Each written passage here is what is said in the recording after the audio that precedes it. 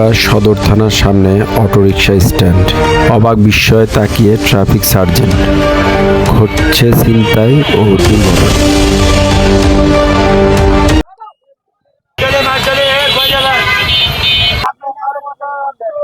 টাকা নাই, কিন্তু আমি তো জানিও না ঠিক মতো যে এটা অটো পার্কিং নিষেধ। তো আপনি কি এখানে লিখে দেওয়া লাগবে যে এটা অটো পার্কিং হচ্ছে, তাহলে আপনি এখানে না, দাঁড়াবেন? এটা তো আমি জানি না, কারণ এদিকে আমি ভাড়া মারি না, আজকে প্রথম আসলাম। এর আগে কোথাও আর আগে চালাচ্ছি, এই আশেপাশে চালাচ্ছি, কিন্তু এখানে আজকে দাঁড়াই প্রথম থানা মধ্যে আসছেন? না। আসছি, আর আগেও আসছি, কিন্তু এখানে এইভাবে দাঁড়াই না। ও আজকে দাঁড়ালেন? তো এখন থেকে কি দাঁড়াবেন না না দাঁড়াবেন? না, এখন থেকে আর দাঁড়াবো না। এটা তো অটো স্ট্যান্ড না, আপনি এখানে অটো স্ট্যান্ড করে লোকজন উঠাচ্ছেন। সামনে আছে যে, কি আছে সামনে? তো যাচ্ছিলাম।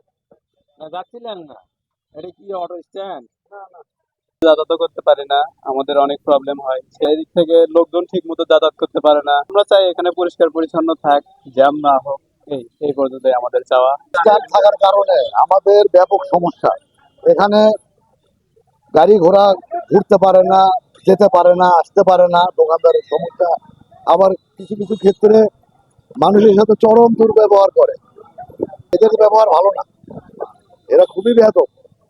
মানুষকে বিভিন্ন রকমের হেনস্থা করে, গালাগালি করে, মারপিট করে, অনেক সময় ধাক্কা দিয়ে বয়স্ক মানুষের হাঁটু টাটু ভেঙে ফেলে দেয়। আর এখানকার এরা এমন ভাবে রাখে, এই পুরো রাস্তা বন্ধ হয়ে যায়। এটা খুব দ্রুত সরানো উচিত, আর বগুড়া শহরকে পরিচ্ছন্ন ও সুন্দর রাখা উচিত। আমি এটাই আশা করি। প্রশাসনের দোষ নাই, পুলিশ প্রশাসন চেষ্টা করে যানজট যান কম হয়। এই গাড়ি চালকের সম্পূর্ণ দোষ। আমি নিজে গাড়ি চালাই, আমার গাড়ি আছে সামনে।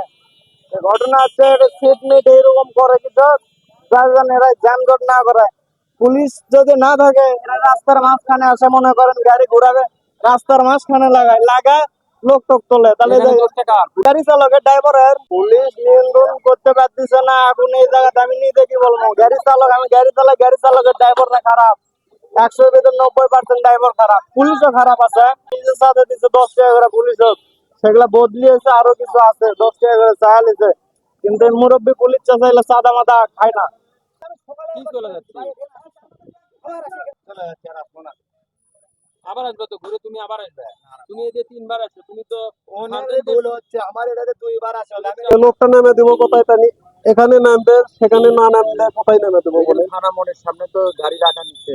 তা হোক, আমি তো গাড়ি নেমে দিয়ে গাড়ি টানতেছিলাম, ওই থানার উপর থেকে তুলে নিচ্ছে। প্রশাসন থেকে বারবার বলা হচ্ছে থানা মোড়ের মধ্যে কোনো আমাকে parking করা পয়েন্ট যাবে না। করে দিক, তো জায়গা থেকে আর ঢুকো না। আপনারা কোথায় পয়েন্ট চাচ্ছেন? আমাকে যেখানে দিবে সেখানে করবো, আপনাদের কারণ সুবিধা কোথায়? বারবার আমাকে তো এই বিরক্ত করা ঠিক না। সেলিম হোটেলের ওই পার থেকে আপনাদের লোক উঠানামা চালু আছে। ঠিক আছে, তাহলে আপনি এখন ওটা কতদিন থানা মোড়ের মধ্যে কেন? নির্ধারিত কবে হবে সেটা পাস করুন। সেটা তো অনুমতি এখনো পাস হয়নি। আপনারা কি অনুমতি চাচ্ছেন? ওনারা যে পয়েন্ট করে দিবে সেই পয়েন্টই আমাকে পয়েন্ট তো মানাবে। আছে সেলিম হোটেলের সামনে, সেটা করে দিক, বাস্তবায়ন করুন। বাস্তবায়ন তো আছে। কেবল মাইকিং হচ্ছে আজ থেকে, দিন থেকে এটা ঘটনা হবে সেটা তো বলতে হবে। এটা কাল থেকে ঘটনা। ওই সেলিম হোটেল থেকে বাদুরতলা পর্যন্ত জাম লাগে যায়, নামাজগড় পর্যন্ত। তাহলে আপনারা এগুলো নিরসন কেমনে করবে বলেন? সেলিম হোটেল থেকে ঘুরা দিবেন, সেলিম হোটেল থেকে ঘুরা দিলে একবার নামাজগড় পর্যন্ত পুরো রাস্তা জাম হবে। আপনি দেখেন, আপনি আজ থেকে সেলিম হোটেল থেকে ঘুরা দেন, এই বগুড়া শহর বাঁচাবেন কিভাবে? গাড়ি প্রত্যেকটা দিন বাড়ছে, দেখেন হাজার হাজার গাড়ি। আপনি গাড়ি কমাবার পারবেন? গাড়ি দাঁড় করলে 700-500। আমার কথা, বগুড়া সিটির লোকের সিটির গাড়ি করে দিক। বগুড়া সিটি যেগুলো লোক আছে সেই সিটির গাড়ি করে দিক। আমরা সিটি ট্যাক্স দিব, ভ্যাট দেবো, বার্গের লোক আছে খাওয়া যাবে, এটা তো সম্ভব না।